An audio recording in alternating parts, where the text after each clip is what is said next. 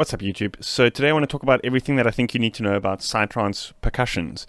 So I actually did a video, like an all-in-one kind of everything you need to know about Psytrance bass lines, and had quite a few questions about the percussion side of things, and I figured it's a great topic to follow on from the previous one.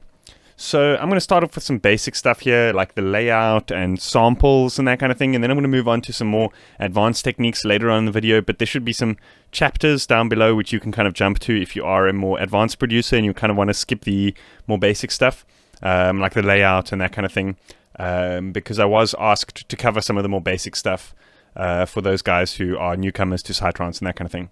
So yeah, let's get into it.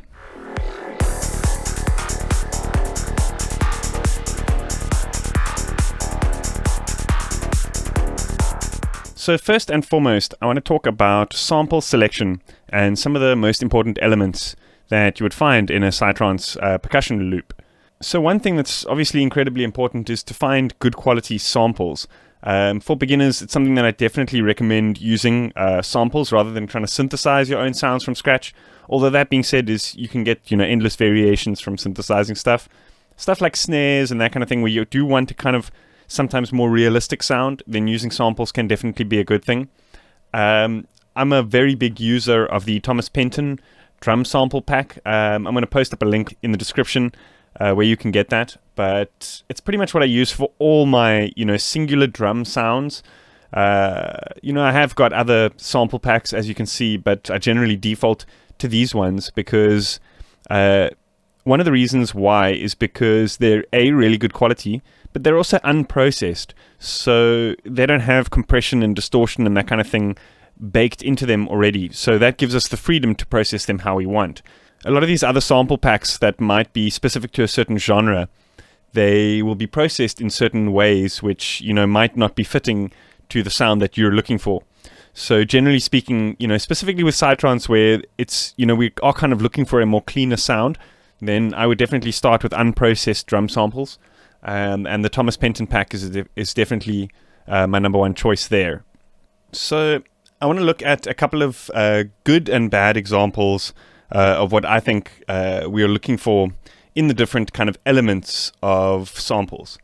So what I'm going to do is I'm just going to cycle through these. When I hear a good one, I'm going to import it.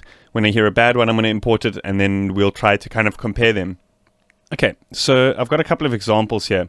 Let's dive into some of these. So often you'll find samples that kind of sound very resonant, very sharp.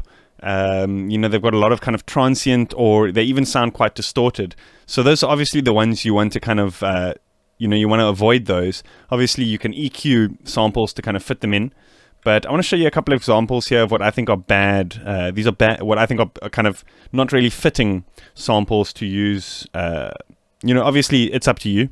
You guys can do what you want, but I wouldn't personally use these samples.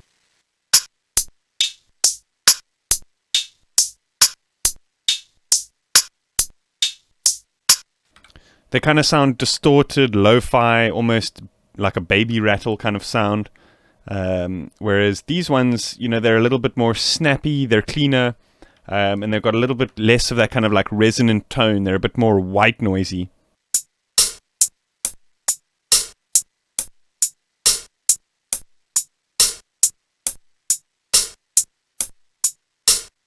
So this guy here is even a little bit too hissy. But like I said, with these types of things, let's just pop this onto a new track. And I want to show you, you could just EQ this type of thing. I think it's still within usable range. Let's just have a look at the frequency range here. As you can see, it's taking up quite a lot of frequencies in that sound. So generally speaking, like with the closed hi-hats and stuff, I'd be EQing it all the way up. But I'm going to get into the processing and that kind of thing a little bit later on in the video. So a similar thing applies with most of the other elements, I would say. What I'm going to do is I'm actually just going to remove these hi-hats, and we can just use these four. I generally don't even use that many. I'd use maybe 2 closed hi-hats and an open hi-hat sample. But we can look into creating some variations there. I guess the same sort of criteria applies when I'm looking for snare samples. You don't want something that's kind of too crackly, but at the same time, you also don't want something that's got kind of too much room sound in it. So this is one example the sample itself sounds good, but I think it's too reverby. So I'm just going to pop that onto its own, so we can make a snares channel. So this kind of thing I think is good because, you know, we can still further process it. It sounds very bland, but we can still, you know, EQ it. We can add reverb if we need to. And it's a nice punchy little sample. Cool. So we found a closed hat. Let's actually just move all of these across here, and we can put this here, and we can put the snare here. The main elements, I mean, obviously it's gross oversimplification. There's so much more to it if you want, but I mean the main elements that you can generally find in a Psytrance track are closed hi-hats, then open hi-hats. I'm just going to use a sample like this, throw that in there. We also may want to find a crash cymbal, and then what I like to call perks, which is kind of like all the other percussion stuff. And in this track I actually did already prepare something. Let me just see if I can go and find it real quick. Kind of like a bongos loop. Pop this onto its own channel here. So this can be anything from like tribal drums. I think this is a kind of cinematic drums kind of thing. Let's just solo it so we can have a listen to what it is.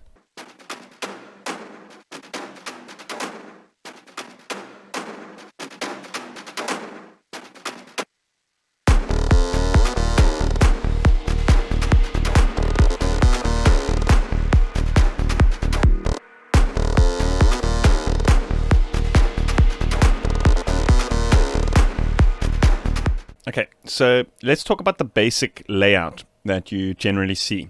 I know I often talk about there's no golden rules in music or music production or anything, but I think there is, you know, one that is pretty pertinent, and that is put your snares on 2 and 4.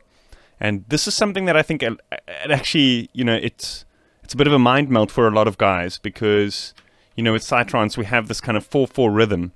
And when people are listening to the music, because it's so immersive, sometimes you can kind of lose the first beat. So I often see guys putting the snare on the 1 and the 3. And that kind of confuses those who are dancing to it. I feel like, generally speaking, when the snare is on the 2 and the 4, it just creates a groovier sound. I'm not sure if it's just a kind of placebo effect, but it's just what I feel rings true. So let's go ahead and put a snare just on a simple 2 and 4 like this. So what that means is kick 1, kick 2, we have a snare. Kick 3, kick 4, we have a snare. And then kick 1 again. And we keep looping that. So let's put this into a part by clicking Events to Part, right click and Events to Part. And then let's just make this one full bar length, and we can then duplicate this all the way across. So because we drag the sample in, and samples are generally a lot louder than our project volume, you might just want to double check that the volume in this is quite low. I generally like to start low and bring it up, because often, you know, the more you tone something down, then it kind of feels like it's disappearing in the mix. I don't know. It's a weird thing.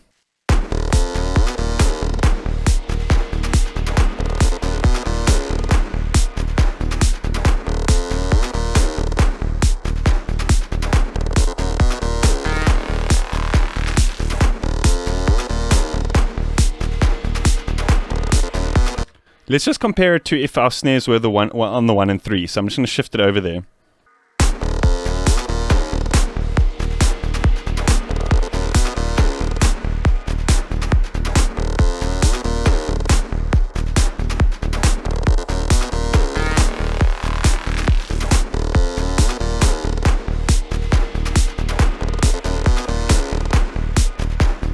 Okay, so another, you know, pretty pertinent, something that's not a golden rule, but at the same time it kind of is, especially with trance, is a offbeat open hi-hat. So this would come on every offbeat of the kick. So let's say, for example, we're counting these kicks 1, 2, just to show you guys what's actually happening. Let me show you the kick here. There we go. Let's count these kicks 1, 2, 3, 4. 1, 2, 3, 4. As I said just now, the snare is on the 2 and the 4. But to break this rhythm up, let's say, for example, count it with an and in the middle. 1 and 2 and 3 and 4 and. And then we put the open hi-hat on every and. Does that make sense? So it's 1 and 2, which is the snare, and another hi-hat, 3, which is just the kick, and another hi-hat. 4, which is the snare and kick, and. Does that make sense? So it'll be something like this.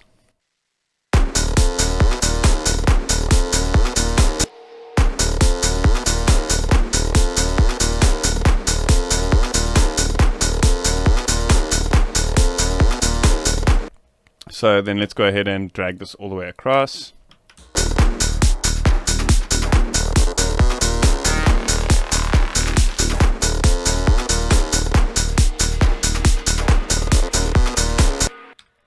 Okay, so I'm going to get to the closed hats now. Let's just talk about the crash. So crash generally signifies the beginning of a bar or the beginning of a new section in the track. So I like to use this. This is quite loud, so I'm going to turn it down a bit. I'm also going to show you guys a couple of EQ stuff with, which I think is pretty important, specifically with crash samples. But we're going to get into that just now. So with these types of things, I don't like to use the crash every single, bar to signify it's a new bar. I generally like to use it in parts to signify it's a new part. Does that make sense? So here, for example, I've got a offbeat bass, and then it kind of builds up with a filter. And here's a little kind of break, and then I want the crash at the beginning of the next bar, like that. So let's actually just pull these percussions out here. So, if we zoom out, you'll have a look. It's like crash, and then quite a long segment, and then crash again. Whereas I know a lot of guys, the kind of, especially if you're coming from a kind of more musical background, if you know something about the drums, it's something that you use quite often, almost every bar or so. But I think with electronic music, it kind of signifies, okay, now is a new part.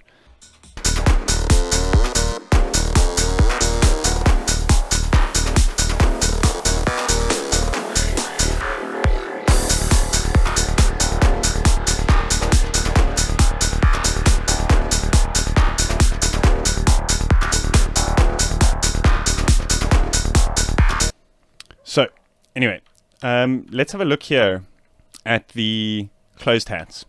So, I like to use the closed hats to kind of create a kind of rhythmic variation in the kind of sequence of the percussion. So, I'll often use a sampler track. Let's actually just right-click on this and say Create Sampler Track, because this allows us to play with the velocities and the pitch and all sorts of stuff much easier than just an audio track. So, I'm actually going to mute that. We can actually just pop this over here, call this closed hat, and I'm actually just going to mute the open hat as well, so we can just hear what just the closed hats are doing. So here, let's put a closed hat on every 1/16.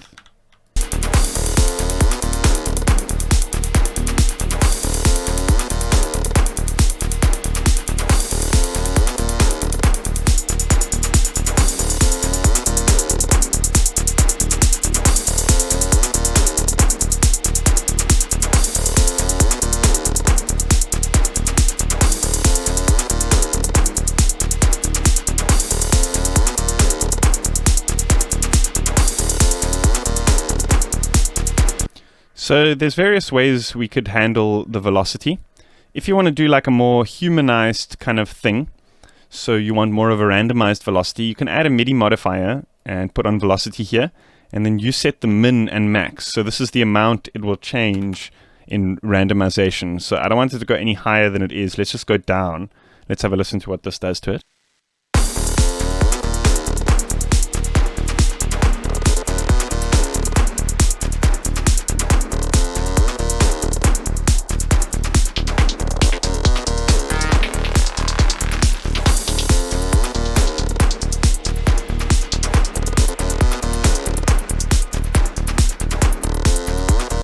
And we can do it with pitch as well. But with these hi-hats, I like to program it in. I find it gives you, you can create more of a groove. So I want to show you a couple of tricks here. So let's say, for example, just randomly pitch some up, change the velocities and stuff. So here, I like to, let's not use 4 bars. So let's say, for example, go with like 3 kicks and then duplicate that like that. So you kind of get this polyrhythmic thing going on.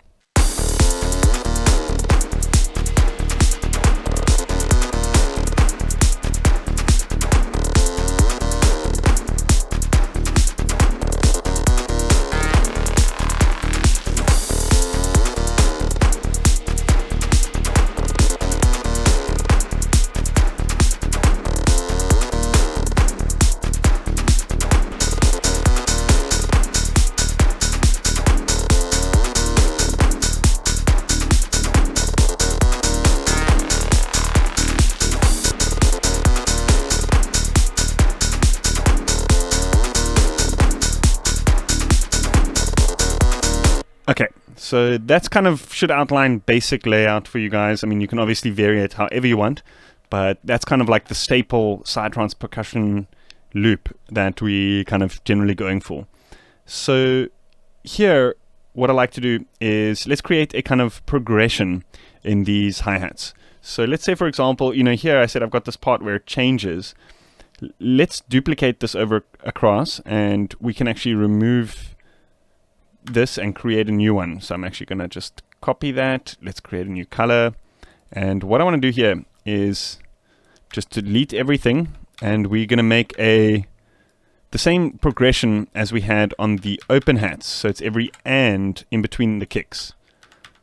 And what we'll do here is let's remove these open hats in this section. So here what we're doing is we're kind of establishing that offbeat groove with the closed hi-hats, and it kind of creates this progression to the open hi-hats.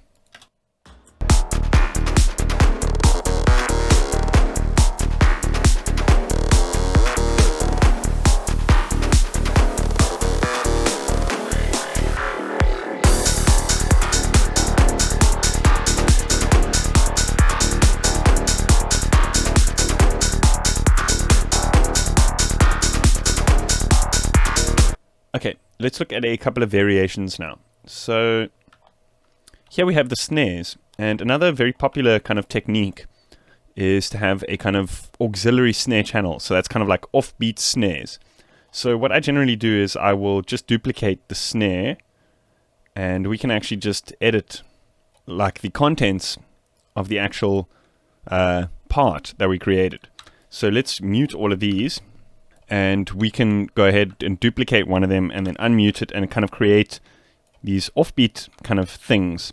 So I guess there's no kind of rule to this.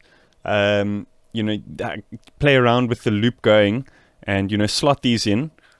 Try out different things. I generally don't go to 1/32s. I generally just experiment with different 1/16s. And yeah, just, try different things, see what works.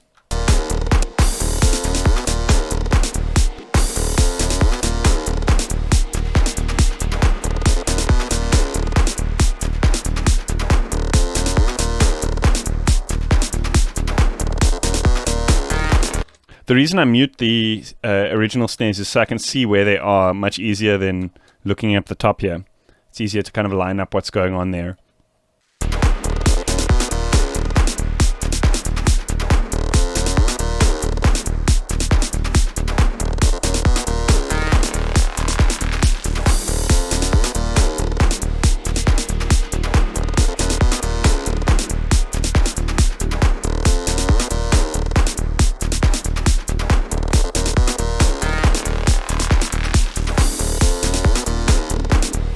Another pretty cool trick is to kind of have reverse snares leading into some of the snares every now and then. So with this, I don't like it going all the way to the transient. I'll kind of shift it along and cut it off just before the transient. Just so the only transient we're not hearing the reversed transient, we're only hearing the forward transient, if that makes sense. And often with these, I'll end up turning it down. Move in here to smaller quantize and fade it in and turn the volume down.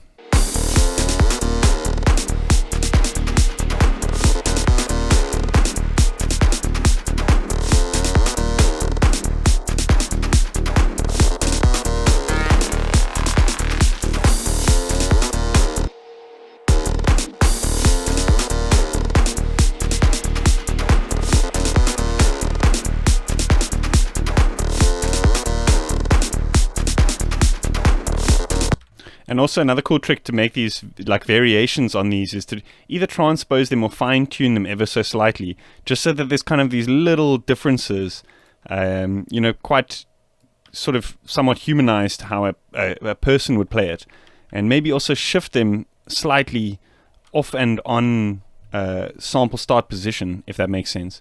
So each one is slightly different.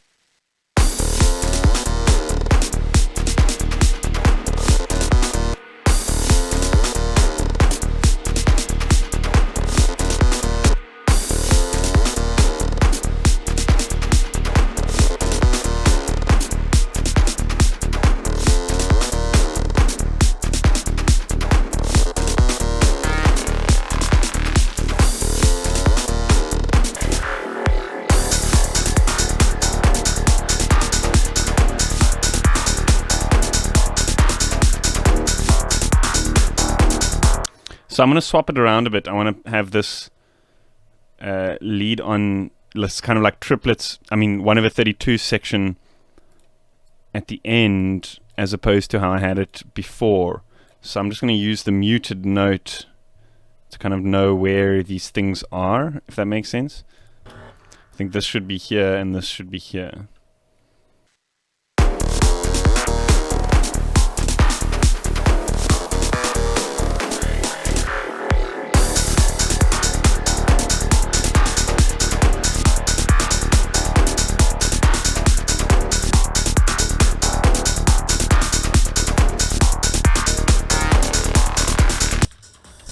Another thing that you'll hear quite often is a kind of like auxiliary open hat.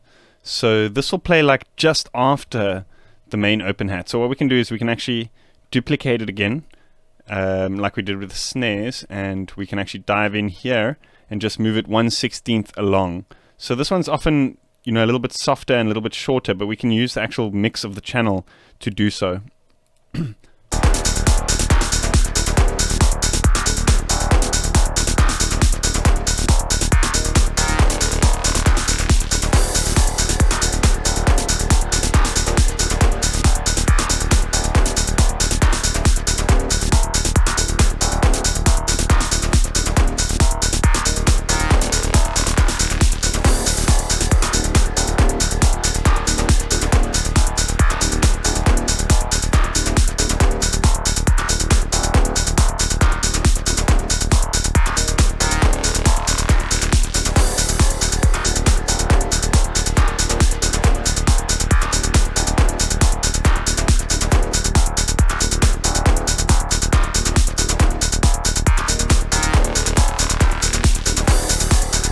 Okay, let's start looking at mixing and processing.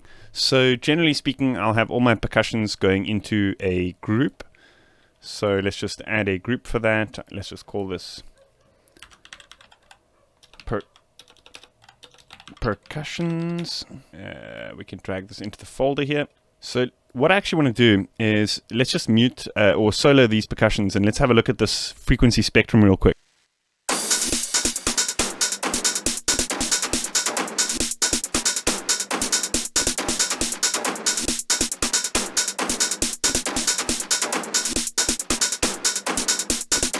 So as you can see, is full frequency range of sounds coming through, but I only really want my percussions to kind of occupy this top space, maybe a little bit of mids.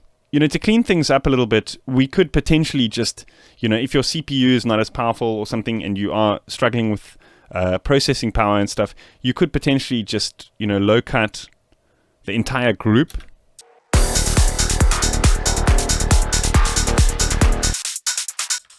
In essence, you're basically saying, okay, no low frequencies can come through on this group.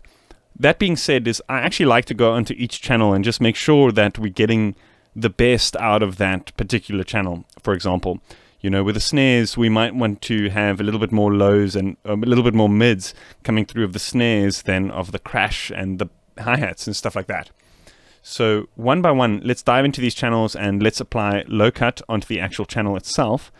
But while we're listening to it, we want to listen to it both in solo and alongside the group and alongside the entire track, just to see that we're kind of fitting it in properly.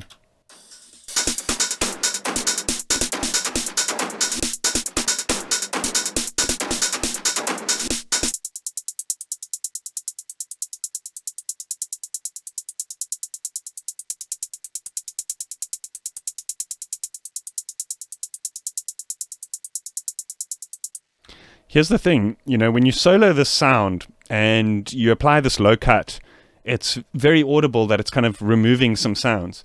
And it might be like, oh, that's not what I want to do. I don't want to make it sound so flimsy.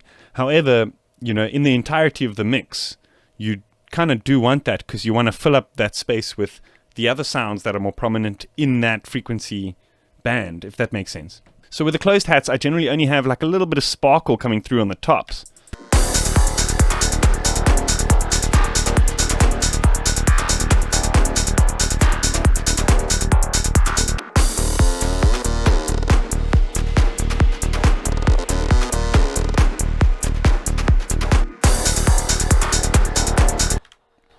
Okay, so you get the picture.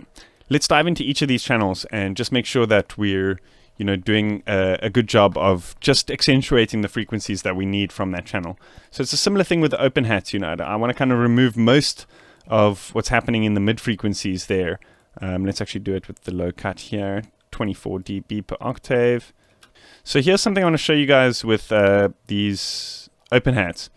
Often they can have this really harsh frequency, somewhere between like 2 and 4K or so. So I'll often put a little bit of a dip over there as well.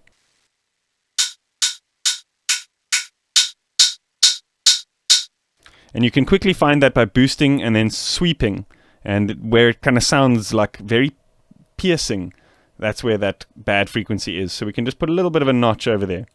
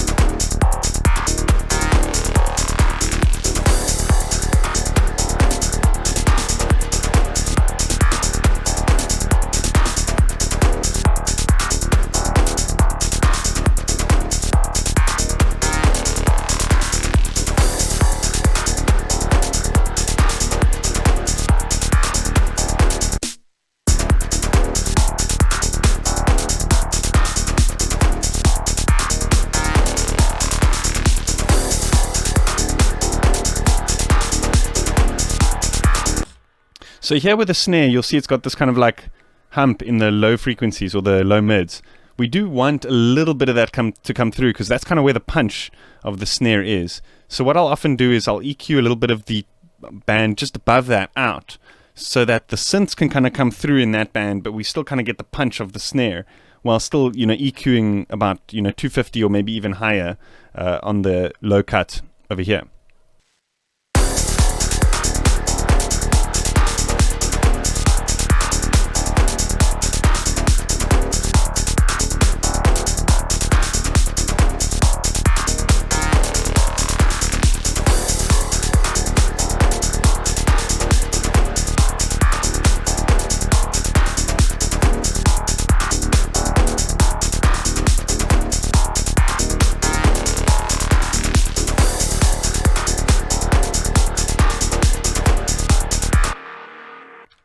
So then the crash. This guy is a very similar story, low cut way up high into the frequencies. And these I generally put a massive reverb onto. So I'm going to go with Arturia's Rev Intensity. It's kind of my default reverb for massive reverb sounds. I'll just kind of default setting the pre-delay and the size on the modulation. Otherwise it creates a kind of phase shifty type of vibe going on. Let's just have a listen to what this sounds like now.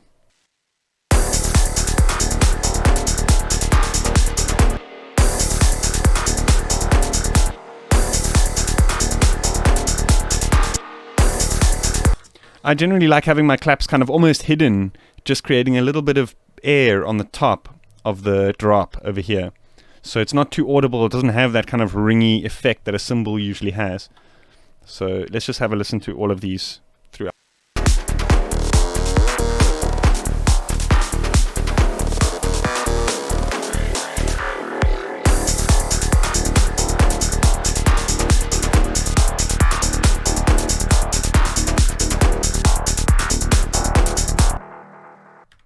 Okay, so let's have a look at the levels of this percussion group.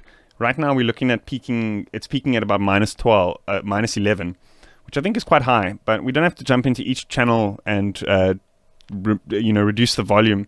I feel it's a lot easier to just kind of reduce the volume of the group, and then if you do want to accentuate one of the other channels, because we have turned those down quite a bit, you can actually just turn that up individually. But I'm a big user of the group's channels. And then I'll also just use this group channel to do a little bit more fine tuning on the EQ if it needs. I think there's still a bit more harsh frequencies coming through over here. So what I like to do is to peak my percussions under -12, and then what I'll do is I'll solo the percussions and the kick and bass and make sure that those all peak together at about -10. So let's just have a look at this on the stereo out. But yeah, with the numbers thing, I don't go too exact. I kind of just get it into the region of it and then move on, carry on producing the rest of the track. Okay, I think that aux open hi-hat, that second run, let's just call this aux hat, and let's color it something different so we can quickly see it. Let's turn this down quite a bit because it's interrupting there, I feel. And we can also start to add some panning stuff to these. So we could also pan this one ever so slightly to the one side, maybe pan the aux snares also ever so slightly, just to get a bit of spread.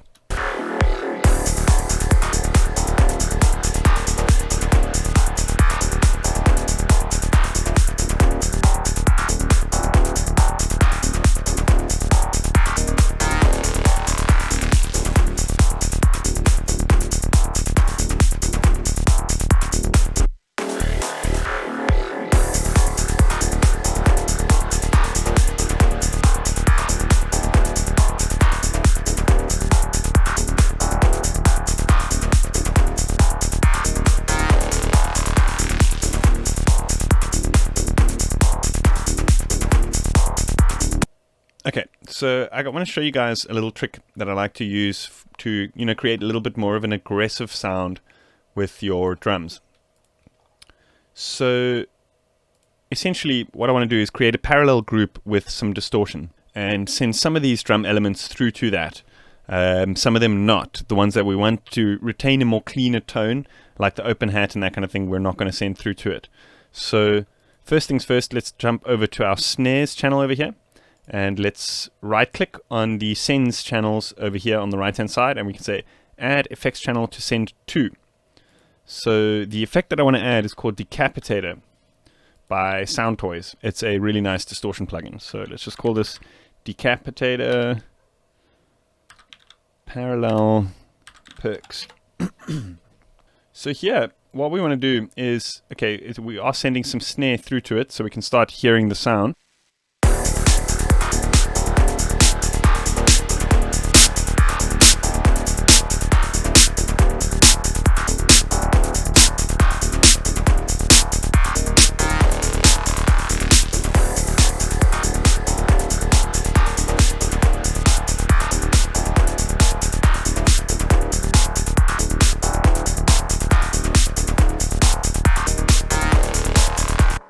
So the trick with this, let's actually first just send this output here to the percussions group, just so we can kind of like group it all together at the end.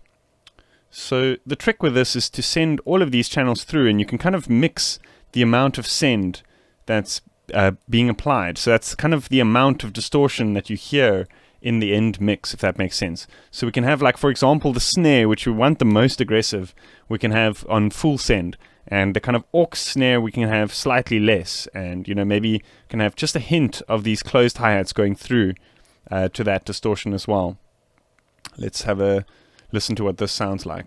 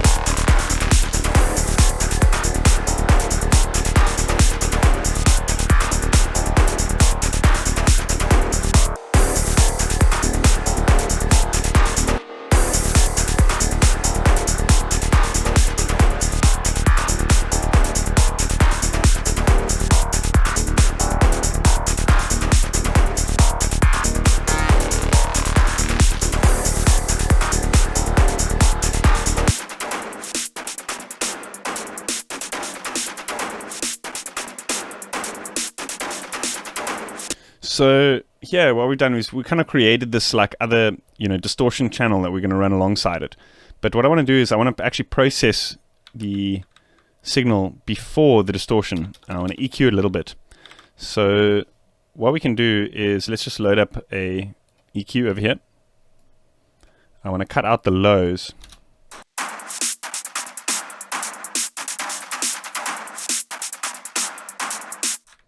And then one final thing that I like to do just to kind of like, how can I say, clean it up a little bit. You can hear some of those tails are sounding a little bit dirty.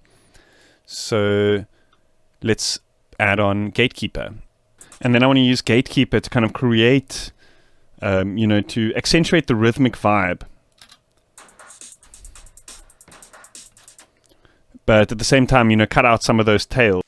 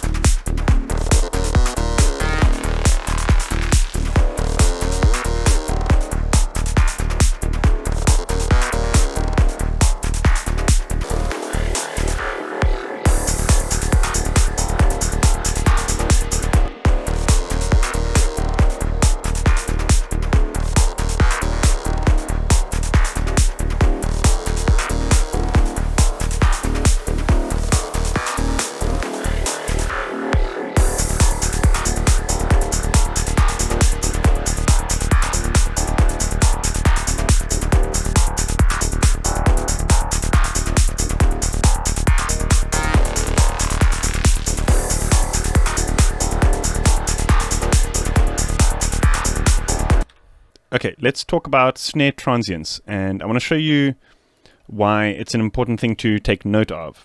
So what I want to do to outline this, let's actually just kick and bass and percussions. So this is all that we're going to hear.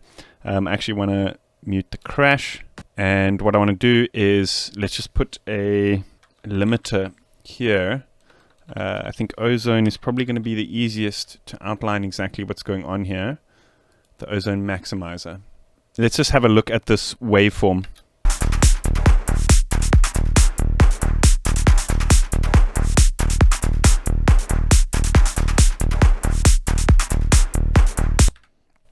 So what I've done here is I'm squashing the dynamics of the track with a limiter, and I'm looking at how the peaks of the track are hitting the threshold. And if you notice, every time that snare hits alongside the kick, the threshold dips in.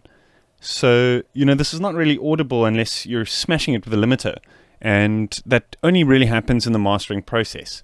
So this is something that you don't really pick up generally when mixing a track, but it's something that's very important to retain the overall dynamics of everything else in your track.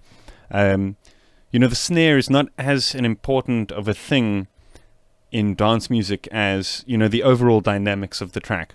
And for the snare to be triggering the threshold like that, what's going to happen is if you have a master that's, smashed incredibly loud, you're going to have this kind of fluctuation in the tone of the kick if the snare is smashing too loud, if that makes sense. So how can we counteract this? We can either process our snare in various ways. We can run various things on our percussion groups. But let's look at the easiest way to sort something like this out. I believe I have actually explained this in a previous video, but what we can do is we can just highlight these and add a little bit of fade in so that the transient of the snare is not actually playing at the same time as the transient of the kick. And bear in mind that this snare channel is only playing on the 2 and the 4. So we're only ever hearing this snare when it's playing alongside a kick. So the other aux snares still have that kind of slight transient coming through. So it's not going to affect the sound of the snare as much. So we can tweak this while we're looking at this scope just to see how it's changing the overall dynamics.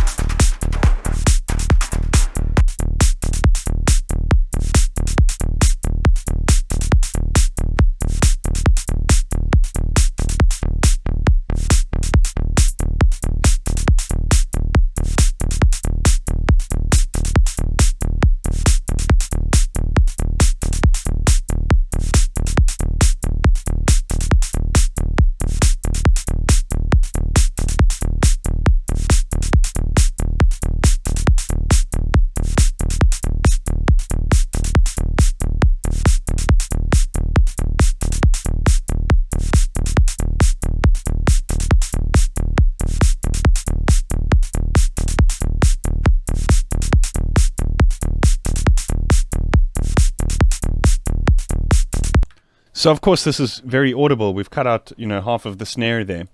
But the idea is to kind of, toss it up, try get the best of both worlds here, use curves maybe, all sorts of stuff to try, retain the, to try and not get the kick and the snare to trigger that threshold as harshly as it does if you still have the transient, if that makes sense.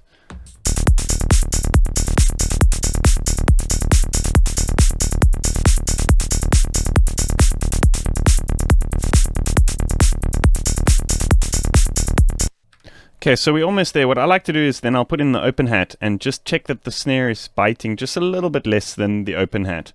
So we've still got a little bit of space to work with there. I actually want to create a duplicate here so I can show you a couple of variations.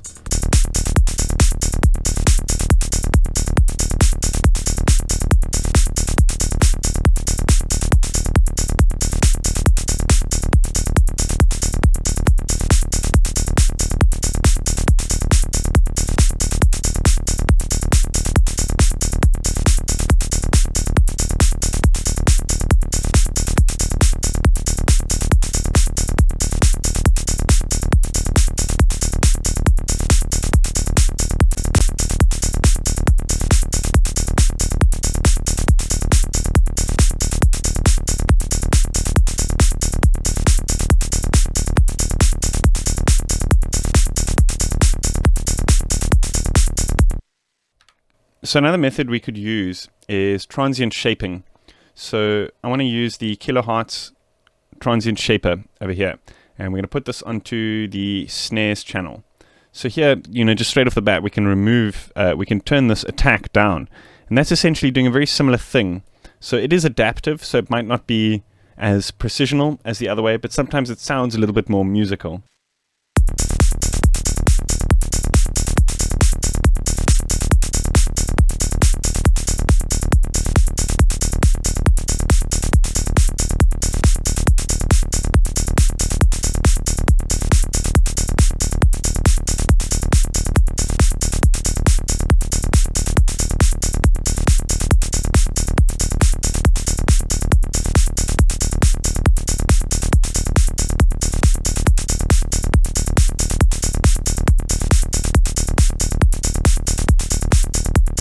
And that way it kind of allows us to, change the dynamics both ways, remove some attack, but at the same time boost some of the sustain, which is really, really good. It kind of like retains the presence of the snare without giving too much, without squashing it too much against the threshold. Like I said, bear in mind that we were way overdoing it with that limiter just to kind of see what was happening with the waveform.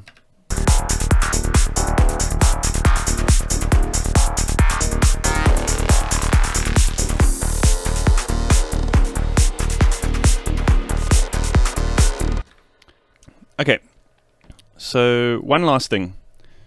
A quick and easy way of controlling the dynamics is bitrate.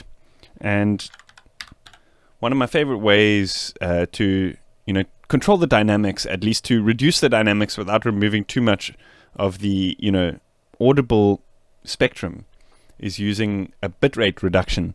And this Decimort by D16 is incredibly high quality bitrate reduction system.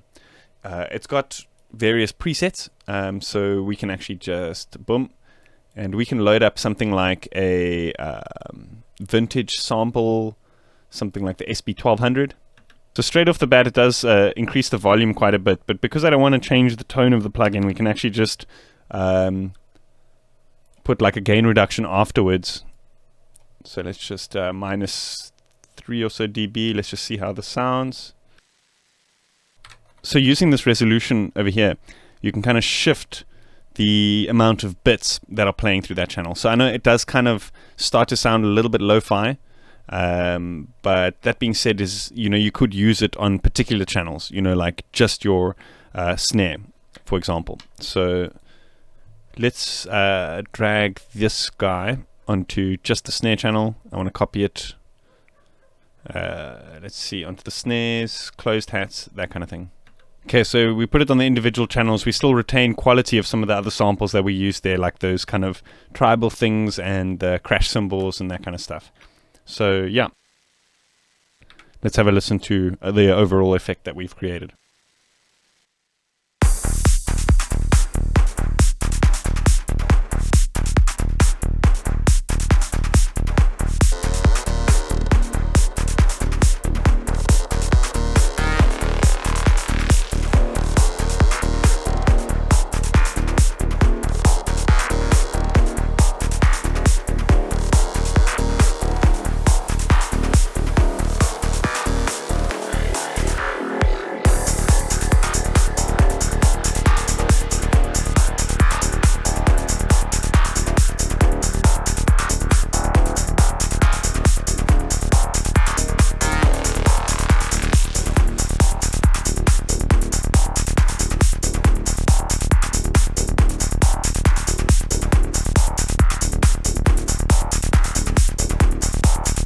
Awesome, that should pretty much cover everything I wanted to get through in this video. Let me know if you think I should cover anything that I may have left out. I also have done previous other videos, like I said, on this topic, so I'm going to try link all of those in the description. And again, I also tried to stay away from the more synthesis type of stuff, sound design type of stuff with this video. I kind of just want to talk about the layout and then a couple of mixing and processing tricks that I use quite often on my percussion. So yeah, let me know what you think in the comments. If you like this video, hit that like button so I know to make more of this kind of thing. And if you haven't yet, hit that subscribe button. I also have a Patreon. It's probably the easiest way to support me if you do want to do such a thing. You can check out the link that's going to be on the screen right now. There's a bunch of bonuses like presets and all sorts of stuff like that. So yeah, if you're interested, check it out. See you guys next time.